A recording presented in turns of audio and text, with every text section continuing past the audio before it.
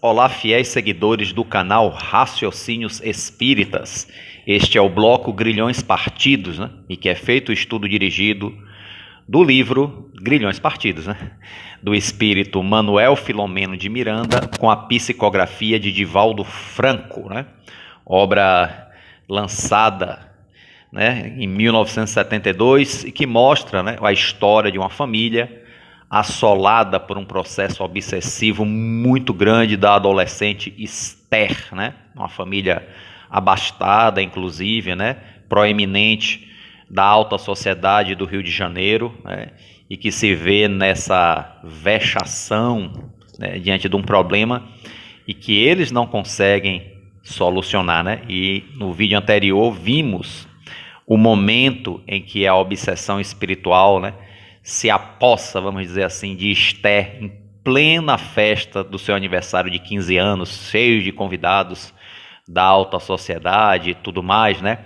E percebemos o quanto esse processo, além de desvairá-la, né, de causar alterações psíquicas, físicas nela, era voltado para o pai, né, o coronel, né, Constâncio Medeiros Santa Maria, né, ao qual ela agrediu fisicamente com bofetadas e xingava freneticamente com palavras obscenas. Então vê que o processo obsessivo não é só da menina, é muito também do pai dela, só que ela se fez o veículo, né, através da forma mais grave de obsessão, que é a subjugação, né, onde o corpo físico é subjugado à vontade, né, do espírito obsessor. Também damos popularmente esse nome de possessão, né, a subjugação. Então, no segundo capítulo, né, vamos descrever aqui a sequência desses acontecimentos do primeiro, né, a prostração de Esther, né, depois desse episódio tão difícil, constrangedor e sofrido que a família passa nesse momento. E ficou conhecido da cidade toda, né? Eles são uma família da alta sociedade e virou comentário nos jornais, nas colunas sociais, imagine, né? Além do sofrimento com a filha, né? Os pais com o sofrimento com a filha, ainda tem um sofrimento social, né? Vamos dizer assim, né? Uma coisa realmente vexatória. Então aqui, né, já se fala no segundo capítulo do dia imediato, né? Que no dia imediato, né, apesar da pujança do sol, amanheceu um dia ensolarado lá fora, mas na residência do Santa Maria, né, o dia estava totalmente acinzentado, em trevas, né? Porque Esther continuava, né, do mesmo jeito, entre a prostração e a loucura, né? As atitudes agressivas das quais ela não conseguia controlar, né? Então aqui eu vou até ler esse trecho aqui que é a alma do capítulo, né? Capítulo 2, a loucura, né? Esther não recobrou a lucidez, quer dizer, já tinha passado o dia para o outro, ela não recobrou a lucidez, não voltou a ser a menina Esther ainda, né? Embora a prostração que a dominara após os sedativos que devem ter aplicado a doses de elefante, né? As crises voltaram terrificantes. Enquanto a débil mocinha transfigurada tornou-se espécime legítimo da desequilibrada. Essa é uma palavra até suave para o que está acontecendo aqui, né? Palavras obscenas, imagine palavrões, expressões chulas, né? E gestos vis, provavelmente gestos agressivos e obscenos também, né? Gestos vis repetiam-se ininterruptamente. Gritos e gargalhadas, imagine, né? Aquela menina ali, as pessoas religiosas, dogmáticas, diziam que ela estaria o quê? Endemoniada. Esse seria o nome que usariam, né? A minha estava endemoniada, né? Gritos e gargalhadas constantes terminavam por enlouquecê-la. Muito pálida, né? Enlouquecer, se tornar louca no sentido da palavra, né? Muito pálida, com olheiras arroxeadas, de olhar e manchas nas faces. Olha os efeitos físicos desse processo. Até a pele dela estava dando sinais físicos da interferência da entidade obsessora, vingador, que está muito claro aqui, né? Não precisa repetir, que é um processo de obsessão por vingança, que é o processo dos mais graves. E trata-se, Esté, aqui claramente de uma médium ostensiva, o que piora. Veja, o fato do pai dela não ter a mediunidade ostensiva, ele se utiliza, o espírito se utiliza da filha dele para chegar até ele, né? Porque sem a mediunidade ostensiva, a obsessão acontece, sim. Não é só os médios ostensivos são vítimas de obsessão, não. Mas com a mediunidade ostensiva atormentada, o processo se faz mais intenso, como é o caso aqui, né, da subjugação, da possessão, né, como se fala aqui, né, como se chamaria os religiosos dogmáticos, possessão demoníaca, né? Então, assim, manchas nas faces, tinha os lábios escuros e a expressão de olhar dura, sem luminosidade, uma vela apagada, né? Sacudida a cada momento por convulsões torturantes, quando não estava xingando, agredindo, entrava em convulsão, né? Traduzia no rosto conturbado as dores inextricáveis que experimentava. Imagina dores interiores muito grandes. Bom, o início desse capítulo, né, que eu já comecei com a narrativa, mas o início aqui, Filomeno de Miranda traz um trecho de O Livro dos Médiuns, né, referente aos acontecimentos desse capítulo, né? E é justamente no capítulo 23, no item 240, né? Ele escreve aqui o trecho. No segundo caso, subjugação corporal, o espírito atua sobre os órgãos materiais e provoca movimentos involuntários, quer dizer, dos quais a pessoa, o encarnado, não tem controle. Então, vamos dar uma chegadinha aqui rápida no Livro dos Médiuns para ver isso de uma forma mais detalhada, né? Então, aqui, o item 240, a subjugação é uma opressão, veja bem, uma opressão que paralisa a vontade daquele que a sofre, quer dizer, a vontade é neutralizada, não há paralisada, e o faz agir ao seu malgrado, ou seja, a fazer coisas contra a sua vontade, né? Numa palavra, a pessoa está sob um verdadeiro jugo, ou seja, está subjugada. O nome já diz, subjugação. A subjugação pode ser moral ou corporal. No primeiro caso, o moral, o subjugado é solicitado a tomar decisões frequentemente absurdas e comprometedoras, que, por uma espécie de ilusão, crer sensatas. Essa é a moral, aí não domina o corpo. Na segunda, que é o caso de Esté aqui da nossa história, né? No segundo caso, o espírito age sobre os órgãos materiais e provoca movimentos involuntários, que é o caso de Esté. O primeiro caso, a subjugação moral, está mais ligado à fascinação, que a pessoa toma decisões erradas, acolhe o pensamento do espírito, faz tudo o que ele quer, mas acha que está fazendo certo. É outra questão. Aqui é a subjugação física, né? A possessão, que é o caso de Esté, que paralisa a vontade daquele que sofre. Então é só aqui uma luz aqui do Livro dos Médiuns, com Allan Kardec, com os espíritos benfeitores, para iluminar mais ainda esse relato, né?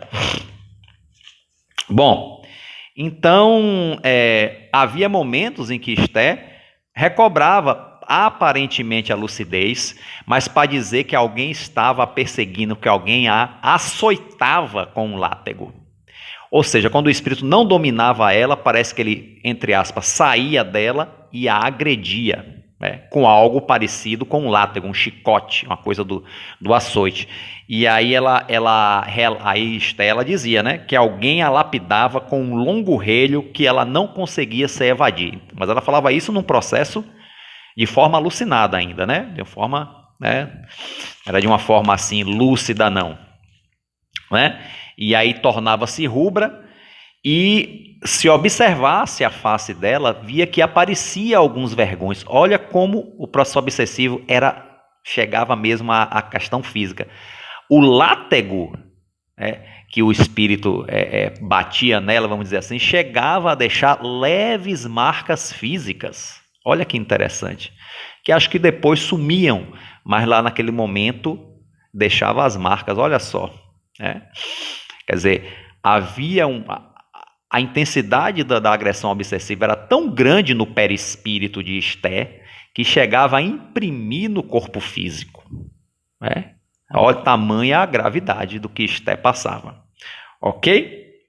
Então, o médico, né, que estava cuidando dela disse que ela precisava de um especialista em doenças nervosas. E aí, ele a diagnosticou, que era um diagnóstico até comum, né?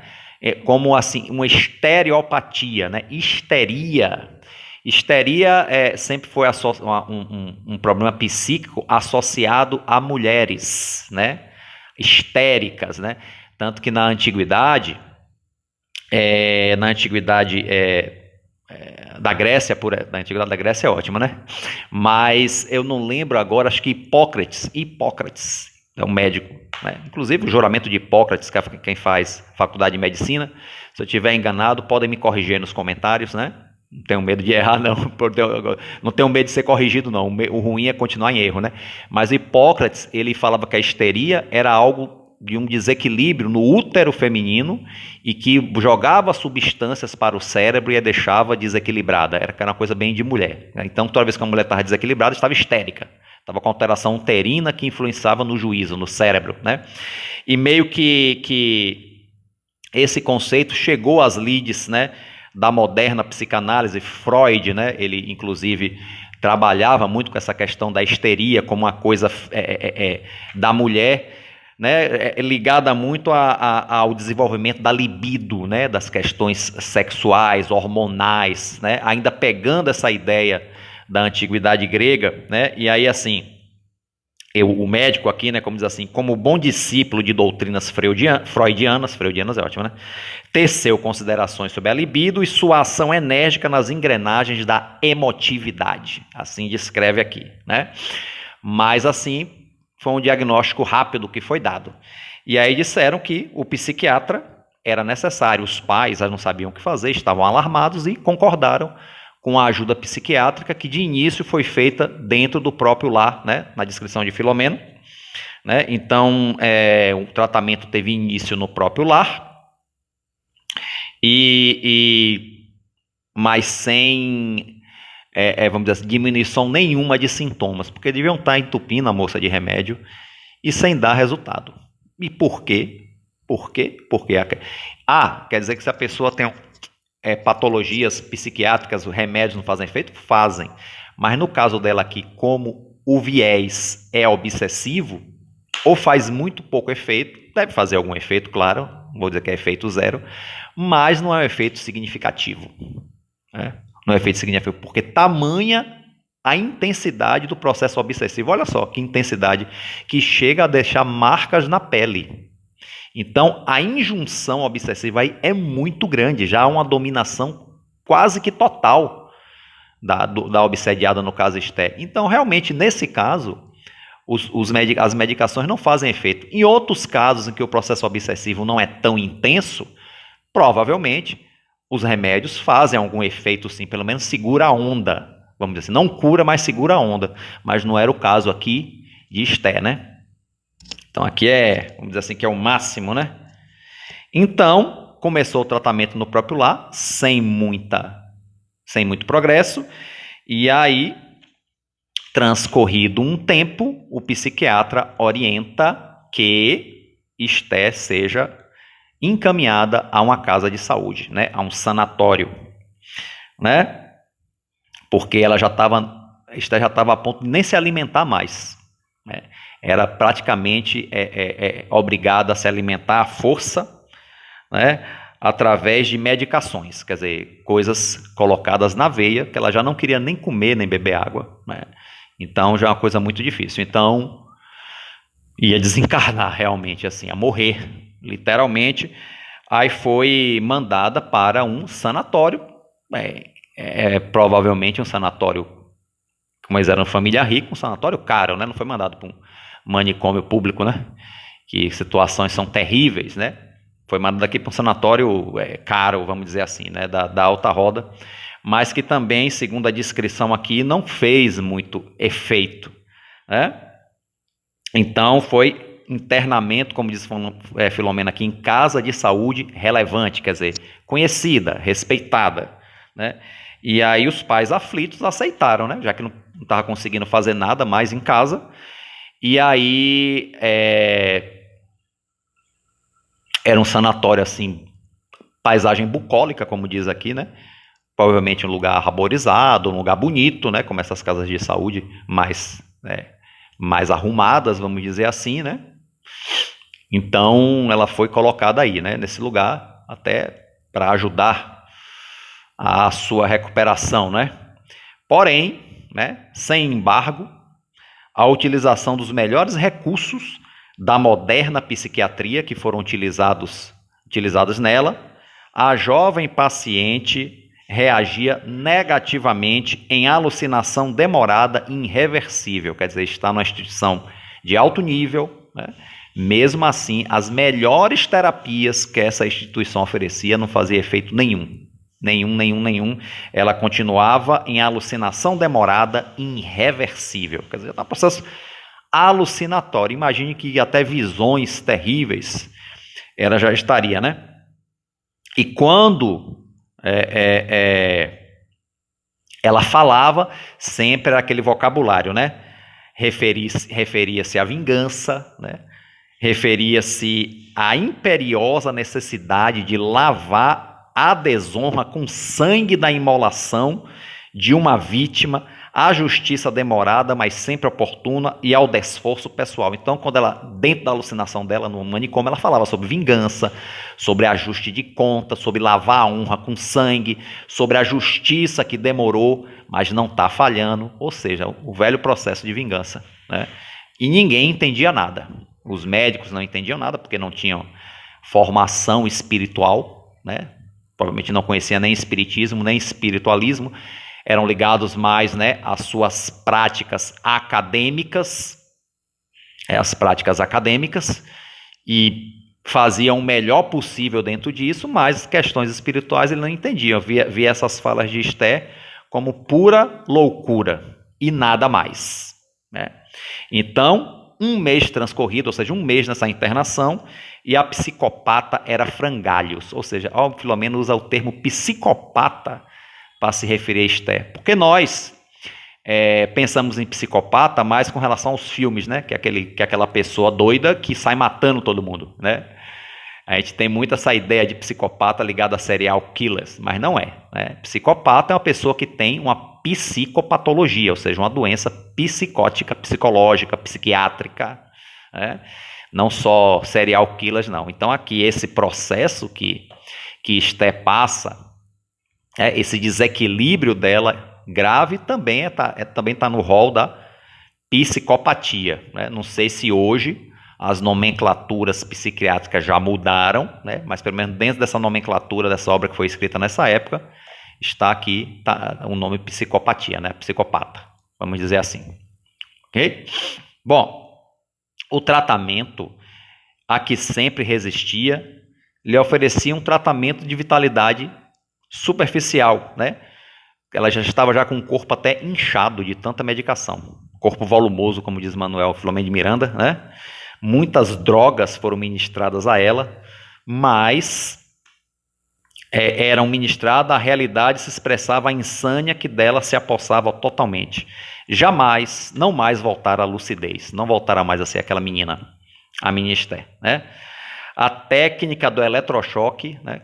Que é uma coisa que eu sempre questionei, até que ponto essa coisa de dar eletrochoque, botar aqueles eletrodos aqui na cabeça e dar choque no juízo do paciente, até que ponto isso é bom ou ruim, né? Eu vejo que alguns defendem e que outros não defendem, né? Uns defendem, mas o choque numa intensidade baixa, porque, vamos dizer assim, no passado se davam choques muito fortes, né? Isso não era bom, mas que o eletrochoque foi tirado, mas depois voltou, porque entenderam que dando eletrochoque mais numa carga mais baixa, mais controlada, aí sim fazia bom efeito. Mas sempre tem essa discussão da questão do eletrochoque. Em todo caso, utilizar aqui com Esther, né? A técnica do eletrochoque não produziu, na primeira série, qualquer resultado, né? Pelo contrário, fê-la ebetada, quer dizer, ficou, na verdade, ela não ficou curada, ficou ebetada, quer dizer, abestalhada, como a gente chama assim, aqui na Bahia, né? Ficou abestalhada, ficou, sabe, fora da realidade, né? Ficou realmente, sabe, fora da realidade, abetada, não demonstra, sem demonstrar, assim, como se estivesse em outro mundo, não demonstrava reação nenhuma ao mundo externo, né? Reação nenhuma, nem boa nem má, né? Então isso também pode só ter segurado a parte agressiva do processo dela, mas dizer que curou, que resolveu, longe disso, né? Ante a impossibilidade de reações nervosas, né, frenava temporariamente o desalinho psíquico, só frenou, deu uma freada, vamos dizer assim, né? E os genitores, desesperados, não sabiam a quem apelar, ok? E assim, há um comentário aqui de Filomeno que eles não tinham, eles eram aferrados à tradição religiosa, mas aquela religião da, como é que se diz, da conveniência, né? Ia para a igreja por uma questão social, e aí que realmente fizeram orações aqui, pediram orações nas igrejas, aquela coisa de pagar, né? A missa, inclusive, não não se fala exatamente em detalhes isso aqui, mas o Filomeno usa aqui, isso aqui, ó. Paga um imposto a Deus e tal mista desagradável se desobriga, ou seja, paga para alguém, né? Uma obrigação, aqui não fala nem de obrigação de dinheiro só, né? Mas faz aquelas orações repetidas e coisa, mas não há realmente a expressão verdadeira de fé, né? E aí fazem essas orações, aí veem que não faz efeito, aí ficam também zangados com Deus e com a divindade, porque não está resolvendo o problema.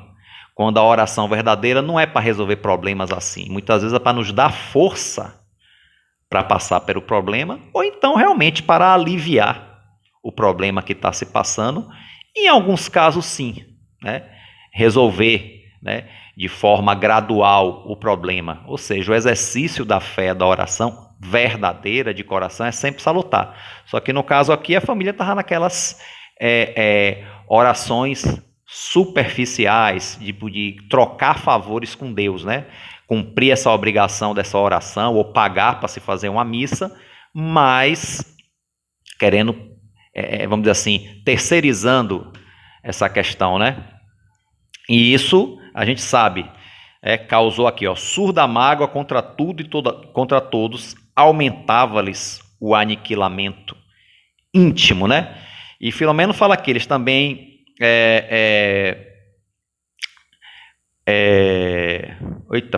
infelizmente não possuíam o hábito superior do doçuroso convívio da meditação, em que se aurem expressões de vida e paz indispensáveis ao equilíbrio do carro somático, retornando às experiências e viajeturas religiosas com o espírito ressequido e o sentimento revoltado, porque não se entregava verdadeiramente ao sentimento de prece, né? E aí passaram a experimentar, obviamente, em função disso, sentimentos controvertidos em relação à própria filha. Quer dizer, a preocupação, né, com ela começou a se tornar repulsa também, né?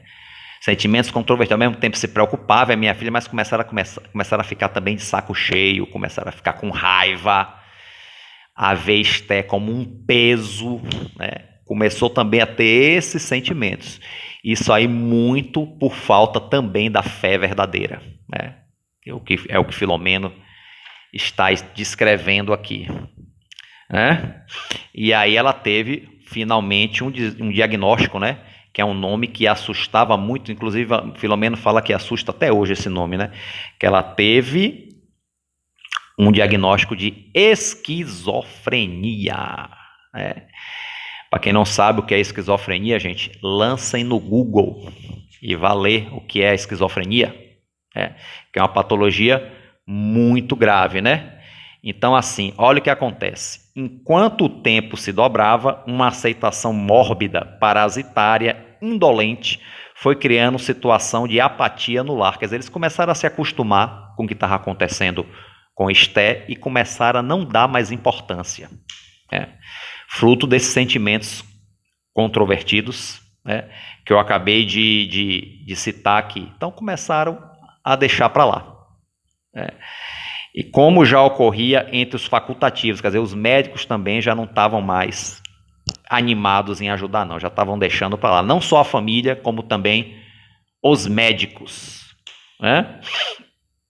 Já ocorria entre os facultativos que assistiam a jovem no sanatório.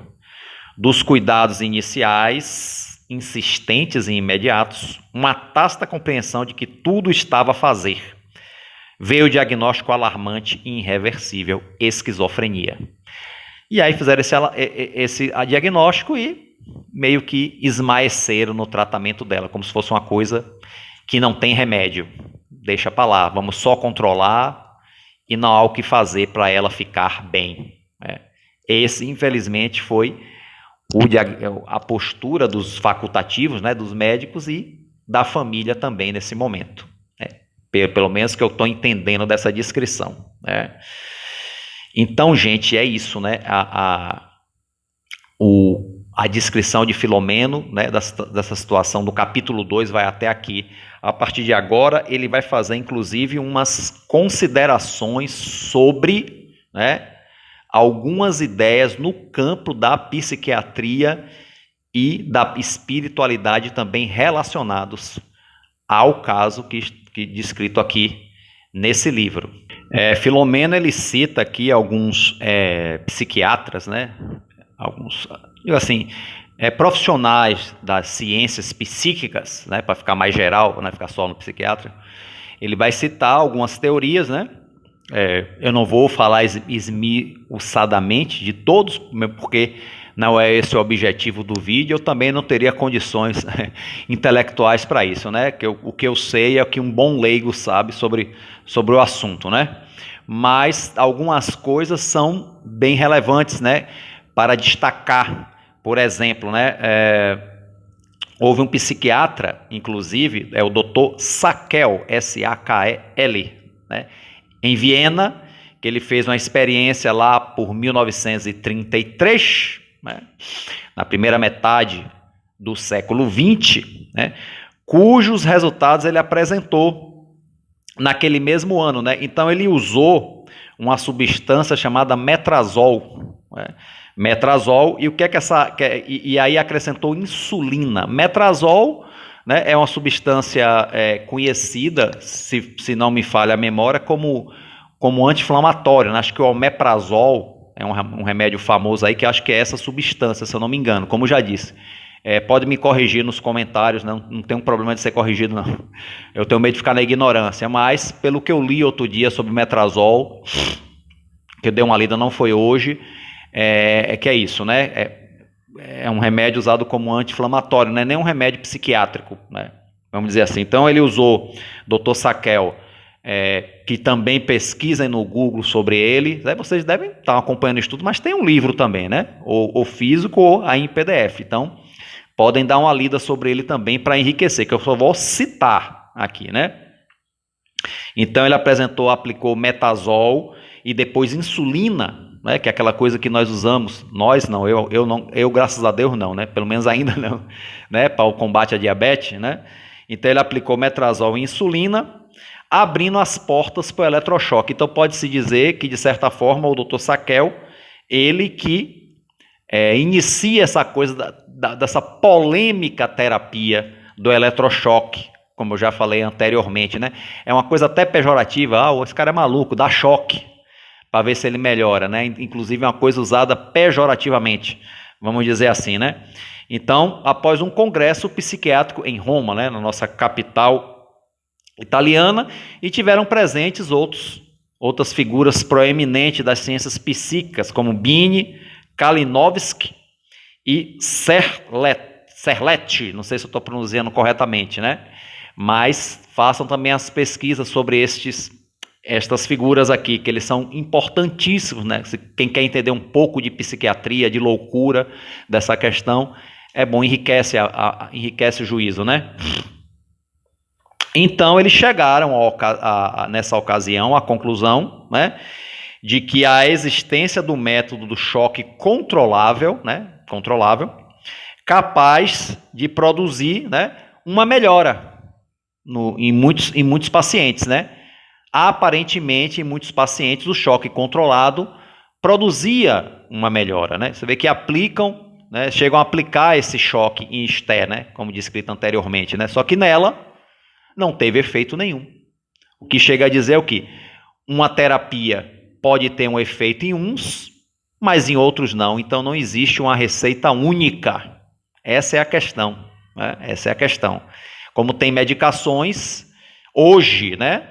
Hoje no século XXI, hoje em 2024, que umas pessoas se dão bem e outras não. Por isso é que é bom que se tenha uma variedade, né? Não digo não só medicação psiquiátrica, mas medicações de todos os outros tipos de patologia, né? Por exemplo, tem uma medicação que em mim não faz efeito como antibiótico, a azitromicina, não me faz efeito nenhum, não sei porquê. Então, já digo para médico nenhum me receitar azitromicina que em mim não faz efeito. Aí tem que receitar outro tipo de antibiótico que corresponda às minhas necessidades, né? Aí, por que a azitromicina não faz efeito? Sabe Deus, mas não faz, né? Então, ele segue nessa pesquisa demonstrando que há sim. Então, alguns pacientes realmente demonstraram uma melhora com choque controlado. Talvez os choques que deixavam os pacientes piores do que antes são os choques exagerados, né? Mas isso aí, como eu disse, né, é uma grande polêmica ainda, né? E é melhor conversar isso com profissionais da área do que exatamente comigo, né? Estou aqui só passando o que Manuel Filomeno de Miranda nos traz aqui nesse capítulo, né, para enriquecer a análise do caso aqui da história da família de Esté, né? Então, né, ele fala que a distonia esquizofrênica, que foi o diagnóstico que deram a Esté, só que deram esse diagnóstico, repito, como uma coisa irreversível, ou seja, não havia o que fazer com ela, né? Então, vamos dizer que os médicos e os pais meio que mais ou menos largaram de mão, né? Pelo menos é o que dá a entender aqui na leitura, só que hoje a gente sabe que não, né? Hoje a esquizofrenia, graças a Deus, tem tratamento, né? E que causa melhorias sensíveis, sim, em muitos pacientes, né? E o caso de Esté não era simplesmente esquizofrenia, como já sabemos, né? Formou-se um quadro parecido com a esquizofrenia, mas a verdade é um processo obsessivo grave que a medicina oficial não se percebe, né? Bom, então ele fala de distonia esquizofrênica, porém prossegue sendo dos mais complexos quadros da patologia mental. Hoje ainda é, apesar de ter tratamentos eficazes, né? Revelando-se nas 4 fases clínicas graves. Olha que interessante, ele cita aqui 4 fases: autismo, hebefrenia, catatonia e paranoia. Engraçado botar aqui autismo, né? Hoje em dia a gente está se deparando com tantos casos de autismo, né, em crianças, né? Será que esse autismo que Manuel Filomeno de Miranda se refere aqui é o mesmo autismo que é lidado hoje, né, com as crianças com TEA, com transtorno do espectro autista, né? Porque o autismo, inicialmente, foi diagnosticado, quem descobriu o autismo, eu não lembro o nome agora, como um tipo de esquizofrenia leve. Mas hoje o autismo é lidado assim, né, nos meios acadêmicos, né? Então é uma coisa que tem assim pensar, né? A hebefrenia, que a pessoa realmente, segundo eu li, é uma coisa que dá muito mais nos adolescentes, em jovens, né? E que causa distonias emocionais, inclusive no campo da afetividade, né?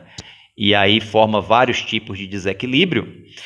E a catatonia, em que a pessoa perde parcialmente ou totalmente os movimentos físicos e fica totalmente, né, alheio, né? E a paranoia, que é aquela pessoa que sempre está na eminência de algo muito ruim acontecer, né? A paranoia patológica realmente. Daí realmente se torna algo assim bastante, é um quadro muito presente em casos graves de esquizofrenia e por que não dizer de casos de obsessão espiritual, né? Então, assim, como eu comentei, o Manuel Filomeno de Miranda também escreve aqui, né? Métodos exitosos, ou seja, que tem êxito, né, que funcionam, nos pacientes redundam perniciosos em outros, ou absolutamente inócuos. Ou seja, alguns procedimentos que fazem alguns pacientes psiquiátricos são bons, mas em outros são ruins, piora. Aí entra a questão de novo do eletrochoque, né? O eletrochoque pode causar o bem em alguns pacientes e em outros não. Ou como algumas medicações também, né? Ou absolutamente inócuos, que não fazem nem bem nem mal, não fazem efeito nenhum, né?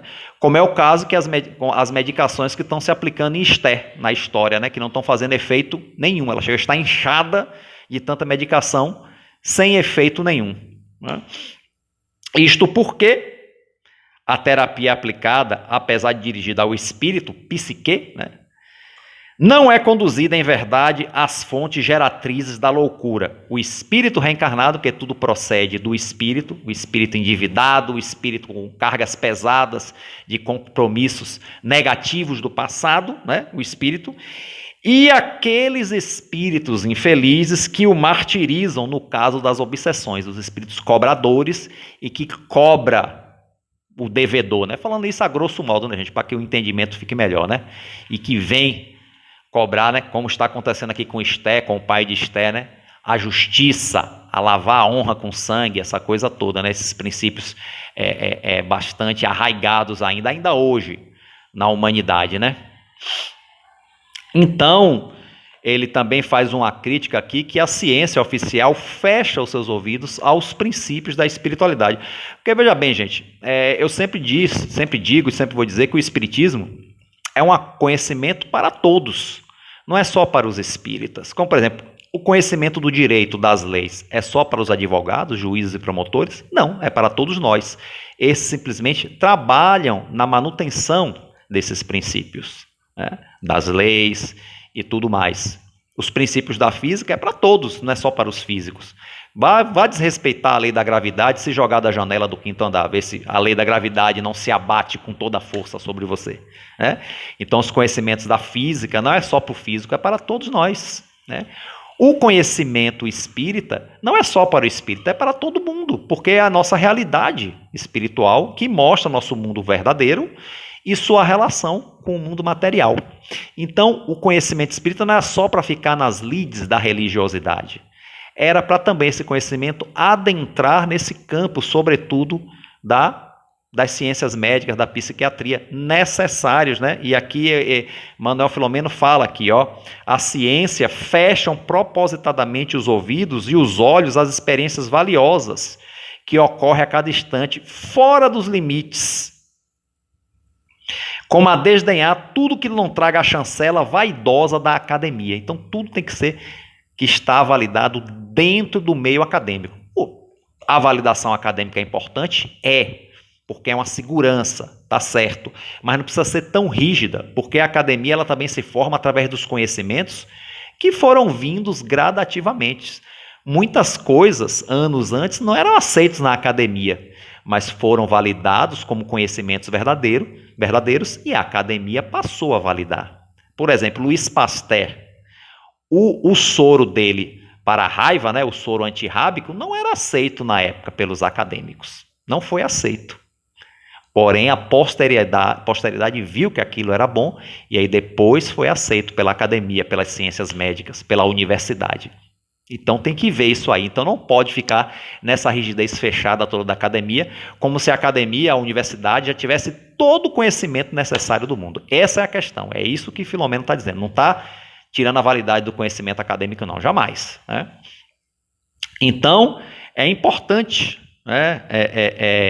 Que você vê que ele fala aqui que muitos aspectos da psiquiatria tradicional funcionam quando os problemas são mais de ordem física mesmo. Então, por exemplo, problemas que a pessoa tem por conta de alcoolismo, vício em drogas, ou então alterações neurológicas por causa de acidentes, por exemplo, acidentes cardiovasculares, ou acidentes mesmo, acidente de carro, que a pessoa toma uma pancada e perde, vamos dizer, o juízo, mas aí tem tratamentos neurológicos e psiquiátricos conjugados que ajudam a recobrar a lucidez, ajudam a pessoa a voltar né? Então isso aí tem uma eficácia muito grande, né? Mas quando a questão são injunções, né, obsessivas, aí precisa de algo mais, que não só tratar do corpo, porque o problema também é do espírito, né? É do espírito. O caso de alcoolismo tem ajuda de obsessões espirituais? Sim, mas muitas vezes não é uma obsessão tão intensa, né? Que às vezes a pessoa resolvendo os seus problemas nas lides da medicina tradicional, resolve, né? Já fica bem, vamos dizer assim. Mas há outros casos de obsessão mais graves, de injunções obsessivas mais graves, como é o caso de Esté, não, precisa também de tratamento nas questões espirituais, né?